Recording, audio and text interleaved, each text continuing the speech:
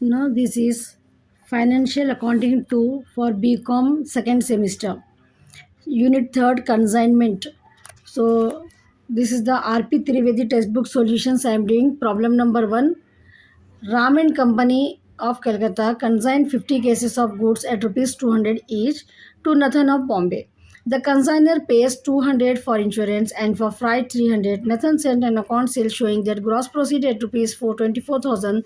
The expenses paid by Nathan were dog dues 20, carriage 20 rupees 50, warehousing expenses rupees 130. He sent the amount due to the consignor after deducting 4% commission. Give journal entries in the books of both the parties. So here Ram and Company consign goods. This is the consignment chapter. So first I'll explain you what is consignment. ठीक है, consignment में consigner consignee कौन रहते हैं first you should know. तो यहाँ पर क्या रहता, टू पार्टीज रहते. ठीक है, कौन रहते, टू पार्टीज रहते. टू पार्टीज में एक पार्टी जो है ना, जो ओनर गुड्स के रहते हैं उन्हों रहते. ठीक है, ओनर रहते हैं. एंड सेकेंड पार्टी जो रहती है ना वो एजेंट रहते हैं. ठीक है, तो यहाँ पर राम एंड कंपनी जो कंसाइनर है, ओनर है गुड्स के, इन्हों जो है सो नथन ऑफ बॉम्बे को एजेंट है एक, नथन बॉम्बे के, इनसे गुड्स बेचने लगा रहे उन्होंने. ठीक है, ये कॉन्सेप्ट रहता. कंसाइनर ओनर रहते. कौन है कंसाइनर देखना अपन, कंसाइनी कौन एजेंट है पहचान लेना. तो अपने को यहाँ पर प्रॉब्लम में Ram and company of Calcutta के जो है ना, इन्हों ओनर है, इन्हों कंसाइन कर रहे मीन्स सेंड कर रहे, भेज रहे उन्होंने गुड्स 50 केसेस भेज रहे at the rate of 200 each. किसको भेज रहे हो, नथन एंड कंपनी को. तो यहाँ पर जब ये गुड्स भेजते तो कंसाइनर को भी कुछ एक्सपेंसेस होते, तो 200 ये पूरे एक्सपेंसेस ऐड कर लेना. ठीक है, टू इंश्योरेंस के लिए, फ्लाइट के लिए 500. नथन जो है ना, उन्होंने पूरा जो है सो गुड्स को, कितने के थे वो गुड्स, 200 इंटू 50. ठीक है, ईच केस 200 का 50 केसेस थे ना. सो टोटल गुड्स के 5 टू 10,000 के गुड्स थे वो. ठीक है, 10,000 हो रहे ना, 200 into 50 cases at the rate of 200 is. तो कितना हो रहा अपने को, 5 टू 10,000 रुपीज़ अपने को गुड्स एंड ऑन कंसाइनमेंट हो रहा. तो ये 10,000 के गुड्स को कंसाइनी क्या कर रहे हैं, 24,000 में सोल्ड कर रहे हैं उन्होंने. ठीक है, पूरे गुड्स जितने भी 50 केसेस थे वो पूरे सोल्ड हो गए 24,000 में. उसके बाद कंसाइनी को भी कुछ एक्सपेंसेस होते, जो एजेंट रहते ना उनको कितने एक्सपेंसेस हुए, 20, 50, 130. That means total 200 rupees expenses हुए उनको. और ये 24,000 पे उनको कमीशन मिल रहा 4%. ठीक है, तो कमीशन कैसा कैलकुलेट करते हैं, 24,000 इंटू 4%. ठीक है, 4% कैलकुलेट करना है कमीशन अपने को 24,000 पे. सो नाउ प्रॉब्लम देखेंगे अपन. In the book of Ram and company, ये कंसाइनर की बुक में है. ठीक है, कंसाइनर की बुक में क्या लिखना रहता है आपको, टू गुड्स एंड कंसाइनमेंट, कितने के गुड्स भेज रहे, टू बैंक अकाउंट, इसका प्रोफार्मा डेट, पर्टिकुलर्स अमाउंट, यहाँ पर क्रेडिट लिखना, यहाँ पर ऊपर डेबिट लिखना. ठीक है, यहाँ पर DR बोल के लिखना रहता, यहाँ CR बोल के लिखना रहता ऊपर. Now this are the items we have to take in the consignment account में. ये आइटम्स आते हैं अपने को. To goods and on consignment, कितने के गुड्स थे, 50 इंटू 200, 10,000 के. अब कंसाइनर के एक्सपेंसेस को टू बैंक अकाउंट बोल के लिखना. क्या लिखते हैं, to bank account 500 rupees, 200 insurance के, फ्राइट के 300. और कंसाइनी का एजेंट से रिलेटेड जो भी इंफॉर्मेशन रहती है ना, यहाँ पर उनका नाम लिखना रहता. तो टू नथन अकाउंट एक्सपेंसेस उनको क्या क्या हुए, dock dues 20, carriage 50, warehousing 130. तो टोटल 200 उनको एक्सपेंसेस हुए. ठीक है, कमीशन जो है सो 24,000 पे 4% निकालना है अपने को. Just no I told you no, 24,000 into 4%, you click it, you will get 960 rupees. This is the commission. Sales पे अपने को ये सेल्स वैल्यू पे कमीशन निकालना रहता, 4%. It is given in the question में दिया हुआ है, अपन निकालें. सो नथन सेल कौन करे, नथन करे. तो बाई नथन अकाउंट सेल्स की वैल्यू हमेशा क्रेडिट साइड आती, बाई कंसाइन स्टॉक नहीं है इसमें. सो नाउ 24,000 में से ये पूरे जो भी एक्सपेंसेस रहते हैं 10,500 एंड ये कमीशन. ठीक है, 10,000, 9,000, this total you have to do.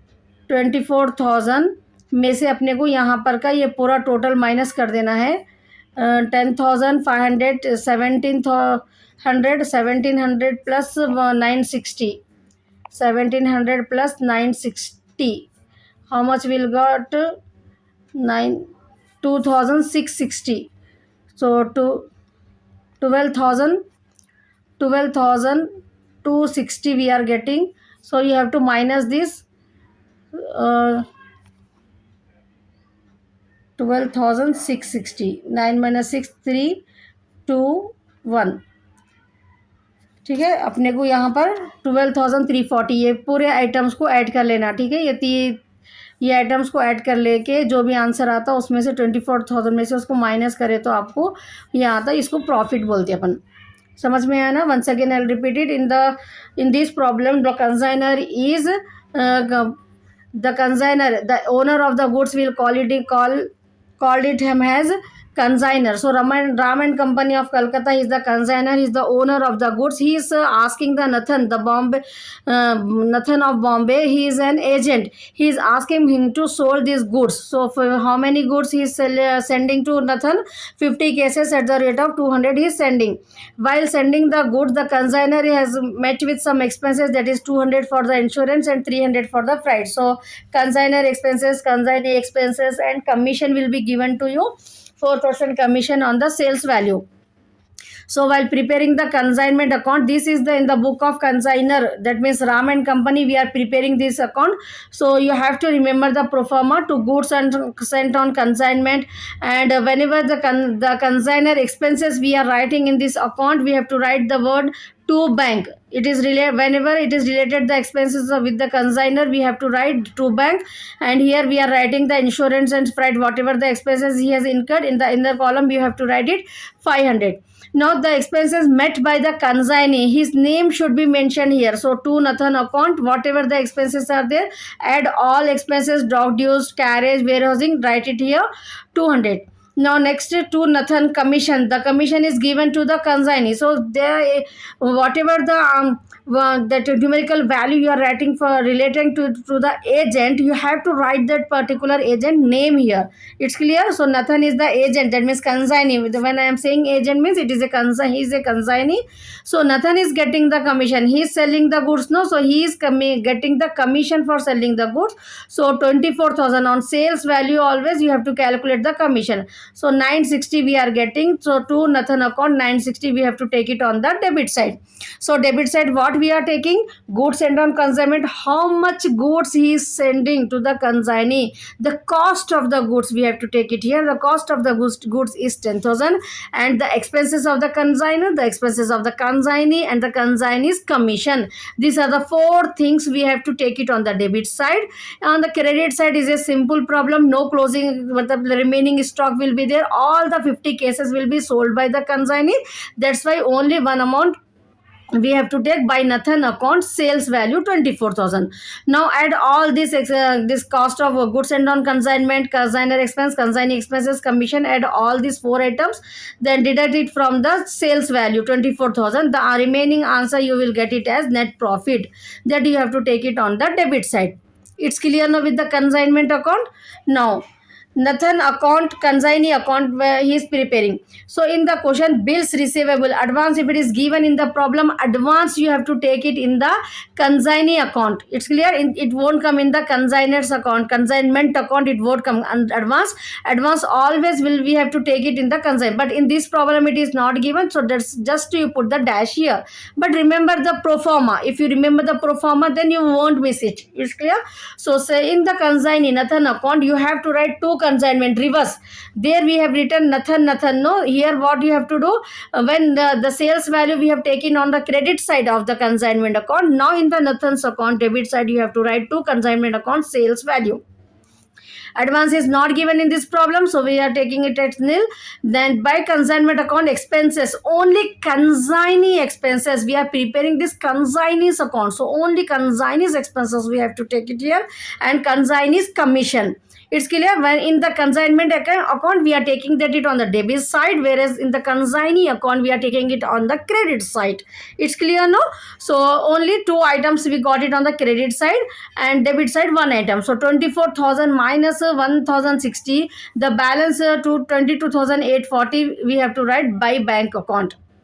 Now last we have to prepare goods sent on consignment account. In this only by consignment account 10,000 cost of goods, how much the value of the goods that consignor had sent to the consignee, no, that value only we have to take into the goods sent on consignment account. So the value will be 200 into 50, no, 10,000 to trading account. We have to transfer this amount, same amount 10,000 to trading account. It's clear.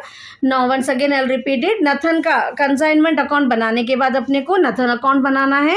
Nathan account में अपन क्या कर रहे हैं, consignee बोलते Nathan को, same proforma date particulars amount यहाँ पर लेना है अपने को.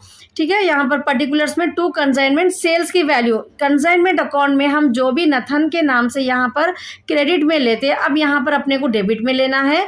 ये नथन के जो एक्सपेंसेस कमीशन है वो अपने को अब यहाँ पर क्रेडिट में लेने का है. ठीक है, नथन से रिलेटेड चीजें अपने को यहाँ पर लेना रहता. कंसाइनर के एक्सपेंसेस नहीं आते यहाँ पर.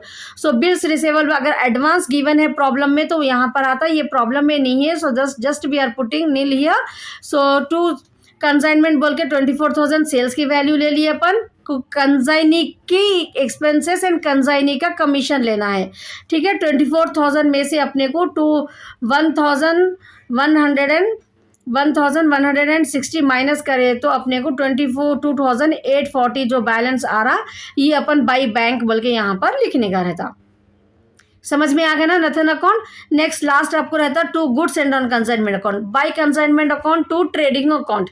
बाई ये 10,000 की जो गुड्स की वैल्यू रहती ना, फर्स्ट जो अपन लेते हैं वो गुड्स एंड ऑन कंसाइनमेंट को अलग से ओपन करके अपन उसको डेबिट में लिखे थे ना. अब यहाँ पर कंसाइनमेंट अकाउंट में डेबिट में लिखे, goods and on consignment account में क्रेडिट में लिखना है अपने को. By consignment to trading transfer कर देना है. That's all. Now in this problem general entries भी आपको अगर पूछे एग्जाम में तो यहाँ पर आपको याद करने की कोई ज़रूरत नहीं है. I am giving the trick to you. ठीक है, आपको ये अकाउंट बनाने अगर आ गया, आप थोड़ा पेज छोड़ दे के ये प्रॉब्लम कर लेके जनरल एंट्रीज पास कर सकते हैं आराम से. अब देखिए यहाँ पर जनरल एंट्रीज कैसा बनते जाते. Consignment account data to goods and on consignment, यहाँ पर के जब लिख रहे अपन तो ऐसा आने का रहता. ठीक है, एंट्री क्या होती है, consignment account data to goods and sent on consignment 10,000 journal entries का प्रोफॉर्मा बना के. Consignment account data to bank account, consignment account data to Nathan's account expenses, consignment account data to Nathan's account, ये 960 amount डालना. Consignment account data to P&L account.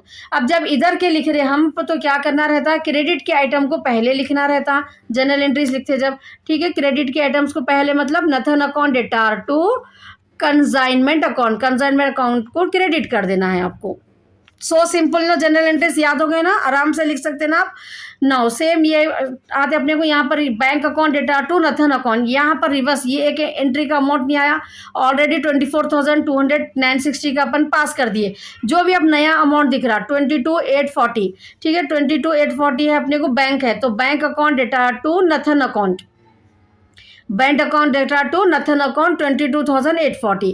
Now next trading account की एक entry अपने को, consignment to GSC आ गया वहाँ पर. एक ट्रेडिंग अकाउंट का एक वर्ड है अपने को, तो GSC account data to trading account. बस इतने एंट्रीज आपको यहाँ पर पास करना रहता. ठीक है, just by seeing this problem you can easily pass the journal entries. No need to learn, just by trick you will get it. Now these 3 accounts we have prepared in the book of consignor. ठीक है, consignor की book में consignment account, consignee account and GSC account we have prepared. Now next in the books of Nathan, Nathan की book में अब अपने को क्या बनाना है, राम एंड कंपनी कंसाइनर का अकाउंट बनाना है. ठीक है, in the book of Nathan only one account you have to prepare, consigner account. अब कंसाइनर के अकाउंट में क्या रहता, कंसाइनी का जो अकाउंट रहता उसको हम यहाँ पर रिवर्स लिखने का रहता. ठीक है, रिवर्स वहाँ पर क्या लिखे थे अपन, सेल्स की वैल्यू नथन अकाउंट में लिखे थे ना हम बाई कंसाइनमेंट बोल के. अब यहाँ पर राम एंड कंपनी के अकाउंट में बाई बैंक बोल के सेल्स लेना है यहाँ पर, बाई बैंक बोल के. And to bills payable advance अगर रहा तो expenses to bank and balancing figure to bank. Only bank यहाँ पर यूटिलाइज हो रहा, और यहाँ पर एक बिल्स पेबल अगर प्रॉब्लम में आपके एडवांस रहा तो. If advance is given in the problem and to bills payable you have to write it here. Otherwise bank you have to use bank, by bank 24,000 sales value, by bank consignee's expenses expenses. Even though you are preparing the Ram and Company account, don't get confused. In the book of Nathan, Ram and Company account related what amount he is receiving by selling the goods and how much amount he is deducting, how much amount he is sending, remaining amount is sending to the consigner, that he will write it. That's all. Ram and Company, matlab consigner's expenses, he won't write in his book. Now, general entries, just now I showed you, know, if you go through, same entries will be there. Consignment account data to GSC, consignment account data to bank account, being expenses paid on by consigner, consignment account data to Nathan, being expenses paid by consignee, Nathan account data to consignment, being goods sold, consignment to Nathan, being commission, consignment to P&L. ठीक है. Journal entries in the book of consignee, bank account data to Ram and company, bank account data to bank account data to Ram and Company account data to bank expenses, Ram and Company account data to bank commission, Ram and Company account data to bank balance transfer to consigner. That's all.